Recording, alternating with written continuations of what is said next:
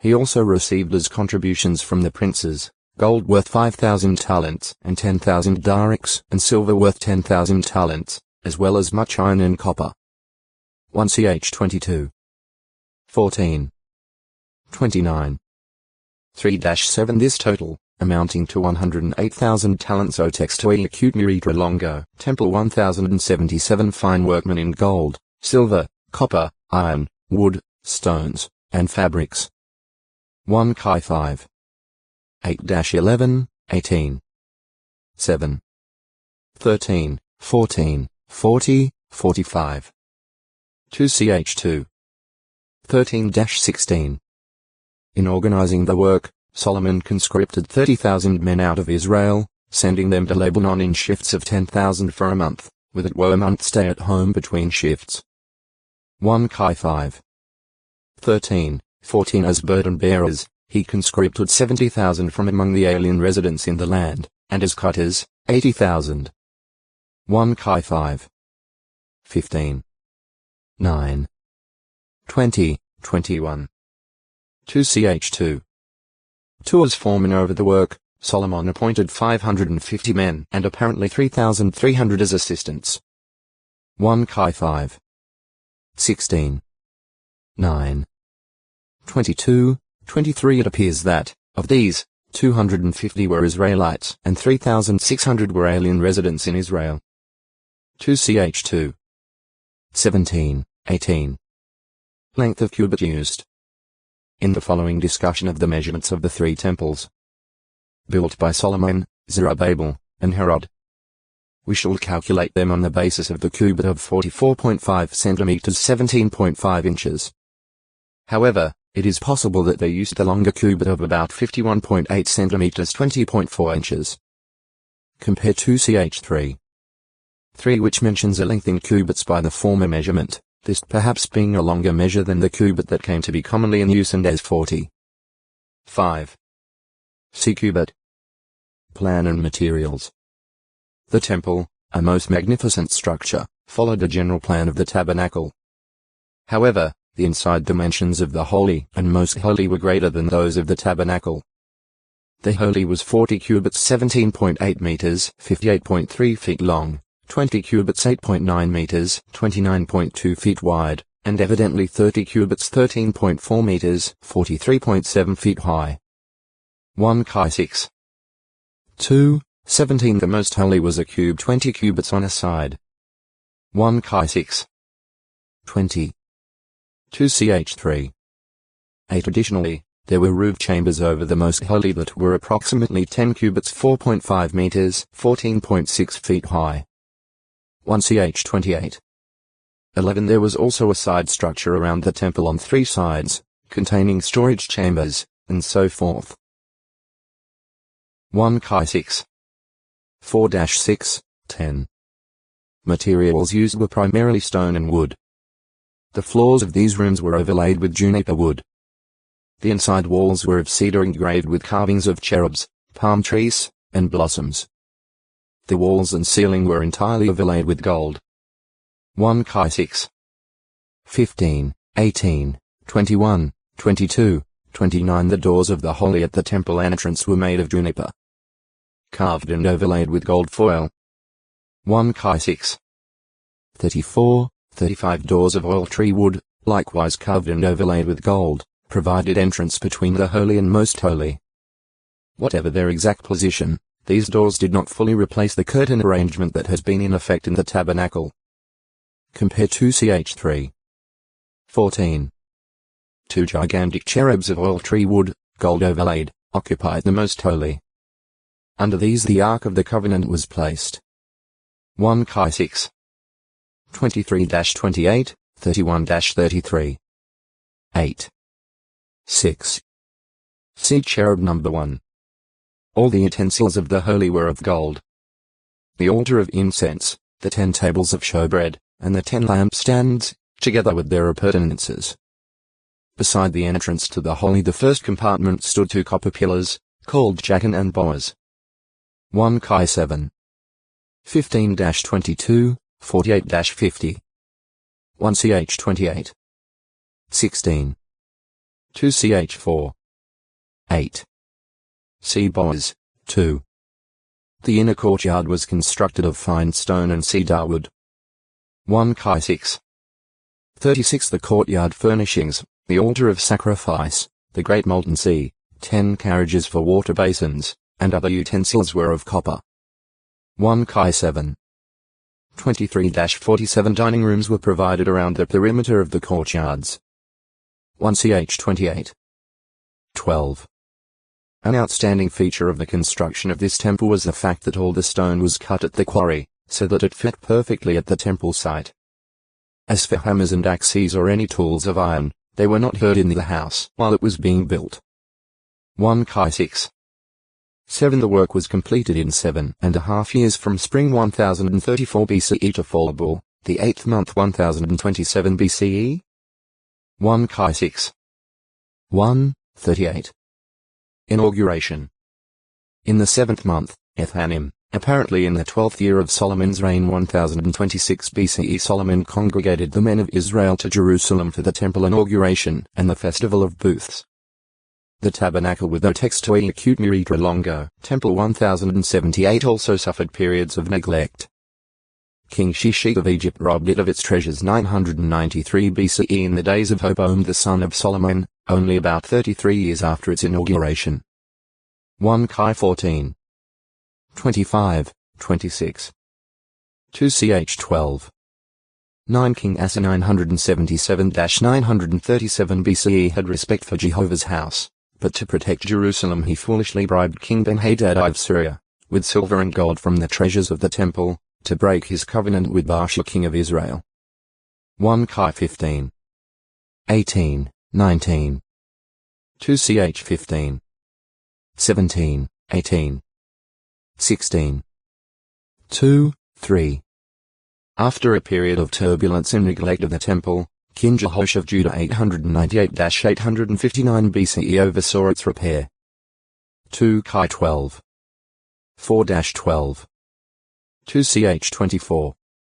4-14 In the days of his son Amaziah, Jehoash king of Israel robbed it.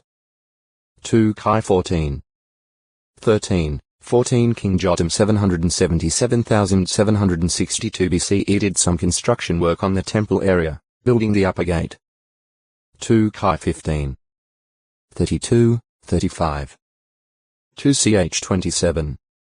1, 3 King Ahaz of Judah 761,746 BCE not only sent the treasures of the temple to Tiglath-Pileser III, king of Assyria, as a bribe, but he also polluted the temple by building an altar patterned after one in Damascus, and by replacing the copper altar of the temple with it. 2 Chi 16. 5-16 Finally he closed the doors of Jehovah's house. 2 Ch 28. 24. Ahaz's son Hezekiah 745-717 BCE did what he could to undo the bad works of his father.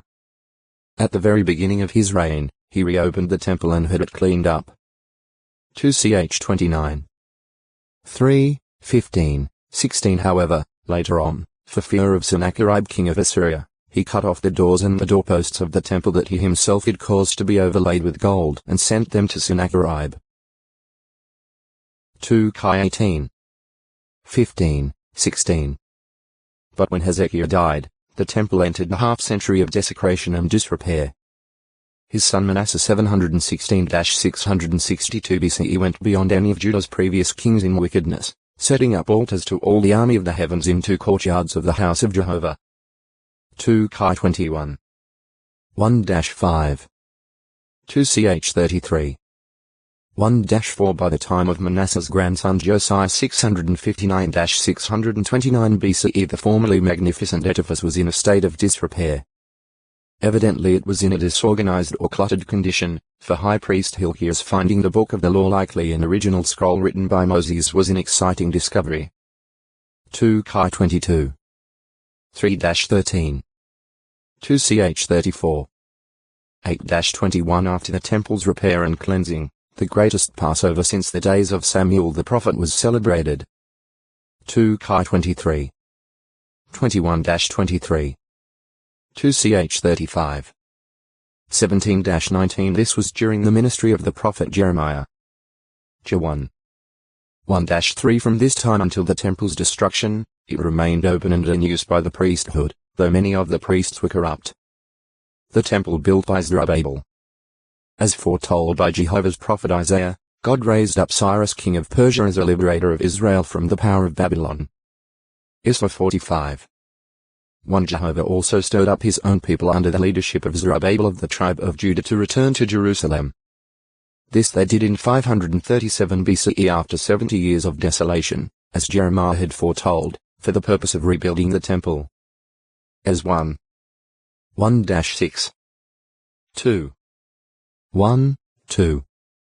Ch 29.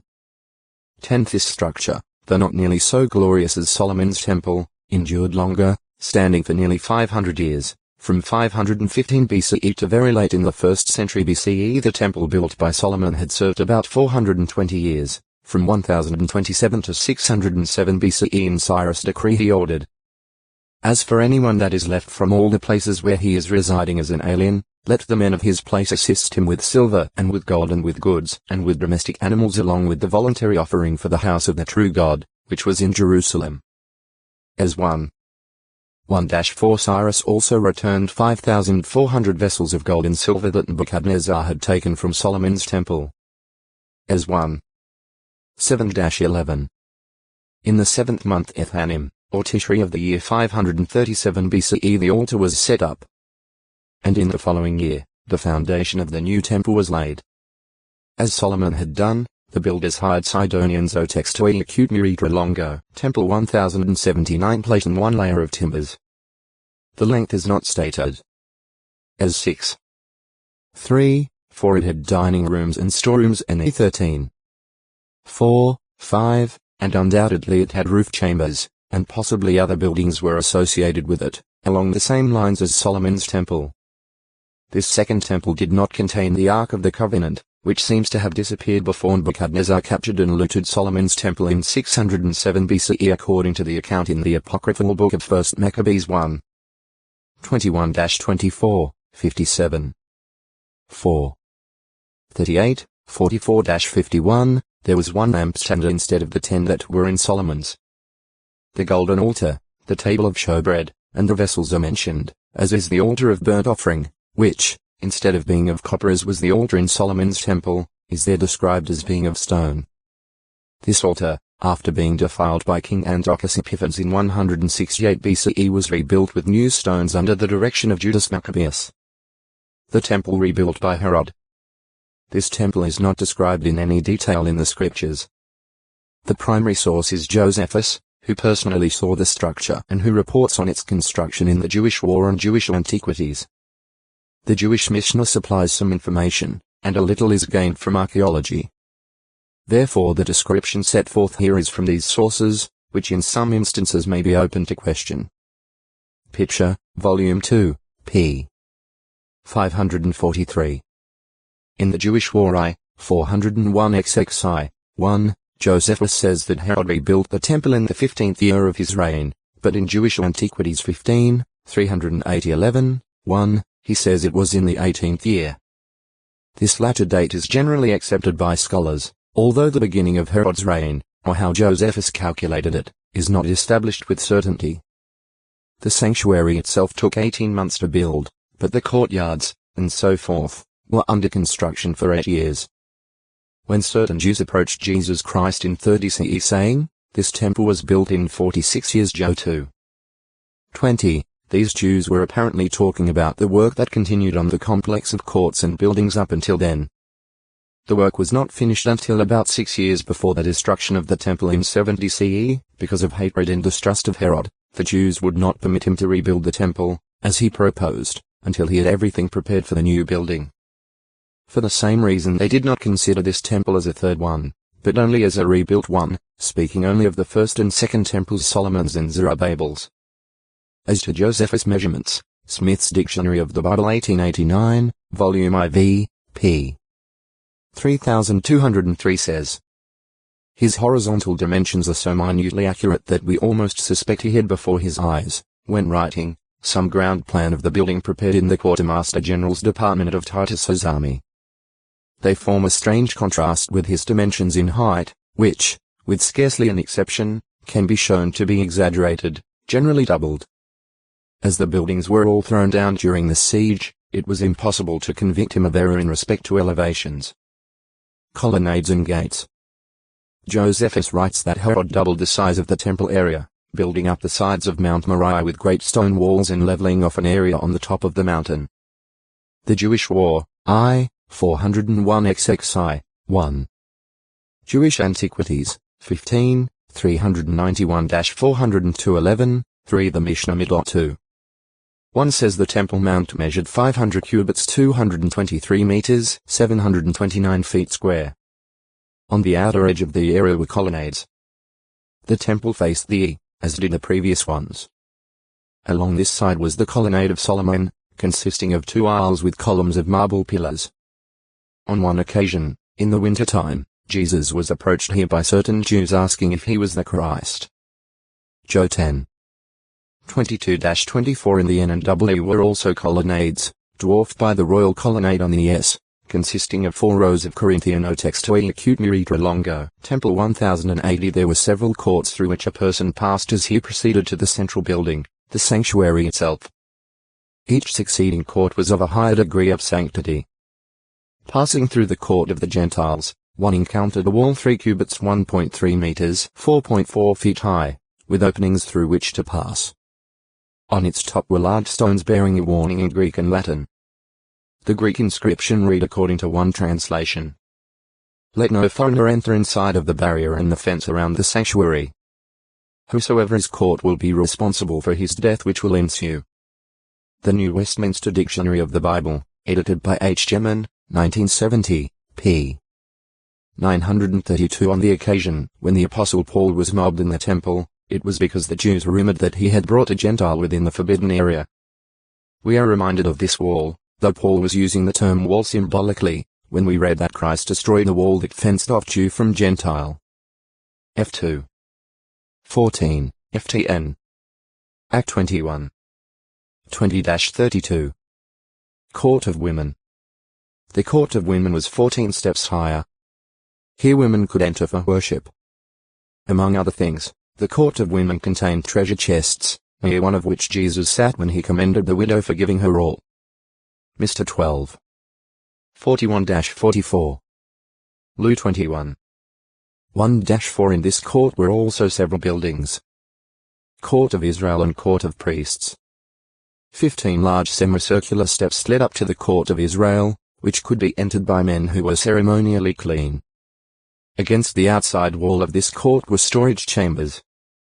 Then came the Court of Priests, which corresponded to the courtyard of the tabernacle. In it was the altar, built of unhewn stones. According to the Mishnah, it was 32 cubits 14.2 meters 46.7 feet square at the base. Midot 3. 1 Josephus gives a high figure.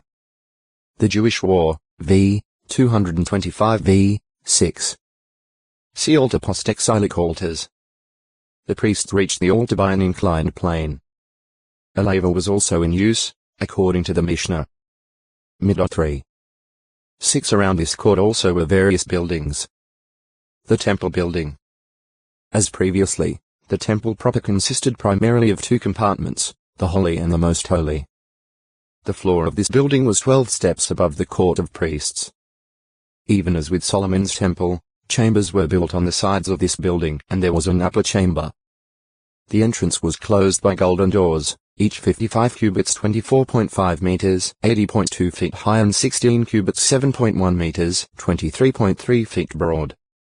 The front of the building was wider than the back, having wings or shoulders that extended out 20 cubits 8.9 meters 29.2 feet on each side. The inside of the Holy was 40 cubits 17.8 meters 58.3 feet long and 20 cubits wide. In the Holy were the lampstand, the table of showbread, and the altar of incense. All of gold. The entrance to the Most Holy was a beautifully ornamented thick curtain, or veil. At the time of Jesus' death, this curtain was torn in 2 from top to bottom, exposing the Most Holy as containing no Ark of the Covenant. In place of the Ark was a stone slab upon which the high priest sprinkled the blood on the Day of Atonement. Mount 27. 51. Hope 6. 19. 10. 20. This room was 20 cubits long and 20 cubits wide. The Jews used the temple area as a citadel, or fortress. During the Roman siege of Jerusalem in 70 CE, they themselves set fire to the colonnades, but a Roman soldier, contrary to the wishes of the Roman commander Titus, fired the temple itself, thereby fulfilling Jesus' words regarding the temple buildings.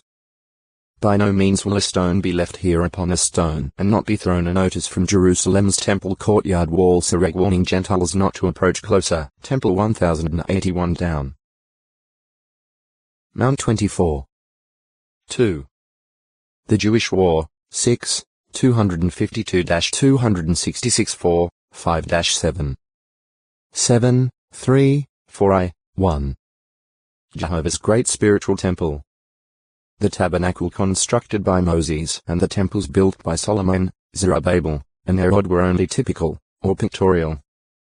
This was shown by the Apostle Paul when he wrote that the tabernacle, the basic features of which were included in the later temples, was a typical representation and a shadow of the heavenly things. Hajj 8. 1-5.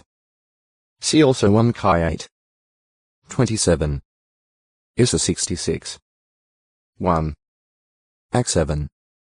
48. 17. 24. The Christian Greek scriptures disclose the reality represented by the type. These scriptures show that the tabernacle and the temples built by Solomon, Zerubbabel, and Herod, along with their features, represented a greater, spiritual temple of Jehovah, the true tent, which Jehovah put up, and not man. Hajj 8. 2 is revealed by its various features, that spiritual temple is the arrangement for approaching Jehovah in worship on the basis of the propitiatory sacrifice of Jesus Christ. Hajj 9. 2-10, 23.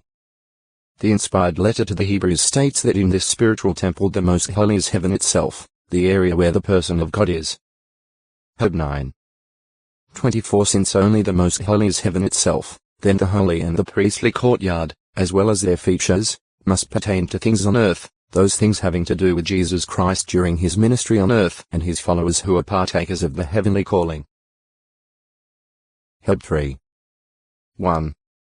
The curtain was a barrier separating the holy from the most holy.